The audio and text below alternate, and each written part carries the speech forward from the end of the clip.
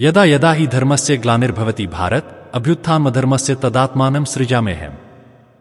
परित्राणाय साधूनां विनाशाय च दुष्कृतां धर्मसंस्थापनार्थाय संभवामि युगे युगे।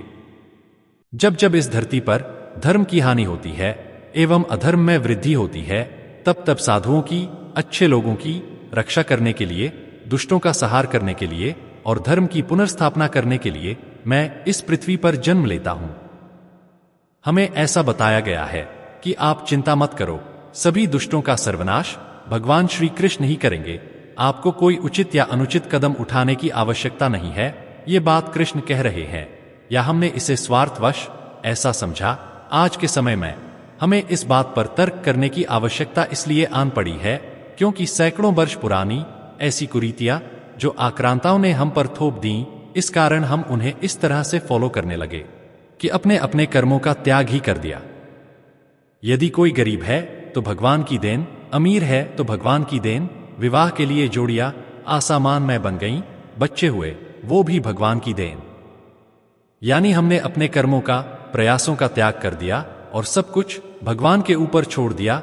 अगर हमारे साथ कुछ बुरा हुआ तो वो भी भगवान की देन, पूर्व जन्म का फल।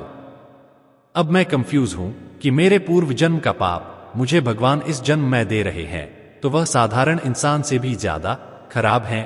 ऐसे बदले की भावना रखना, इस भावना को जन्मों जन्मों तक स्थानांतरण करना, ये उचित नहीं। भगवान ठीक इंसान नहीं है, मुझमें ये धारणा बननी चाहिए। पर एक तर्क है कि ऐसा खुद भगवान ने करने की बात कही भी है या उनके और मेरे बीच में स्थापित करने वालों ने अपने मन से बना दी है। ऐसा भी तो हो सकता है कि उन्होंने मानव कर्म के जिन उद्देश्यों को लिखा हो, वो बात मेरे पास आते आते बदल दी गई हो, उसके शब्द या अर्थ में फेर बदल कर दिया गया हो। तो चलिए बिना भगवान से डरे इस बात पर थोड़ा प्रकाश डालते हैं, टटोलने की चेष्टा करते हैं। सबसे पहले उन किरदारों को समझते हैं जिन दो लोगों के बीच में ये वृतांत हुआ, अर्थात ये श्लोक यदा यदा ही धर्मस्य। किसने कहा और किससे कहा, नीचे चित्र के माध्यम से समझें। यदा यदा ही धर्मस्य, इस श्लोक को बोलते समय चित्र में दो किरदार मुख्य भूमिका में हैं। एक हैं कृष्ण और दूसरे हैं अर्जुन। कौन है ये कृष्ण और अर्जुन, और साधारण जीवन में इन दोनों किरदारों का महत्व क्या है, जरा विस्तार से समझते हैं। सबसे पहले अर्जुन की बात करते हैं। पहला किरदार है अर्जुन। कौन है ये अर्जुन? अर्जुन का अर्थ है अनुराग, स्नेही, प्रेमी, अमल करने वाला, समर्पणी। ये भावना प्रत्येक इंसान में होने चाहिए।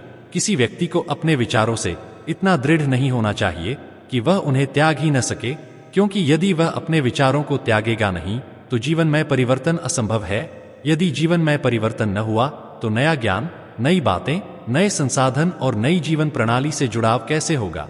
इसलिए प्रत्येक मनुष्य को अर्जुन की तरह अनुरागी होना चाहिए, ताकि अपने विचारों की गति को तोड़कर सामने वाले की बात ध्यान से सुन सके।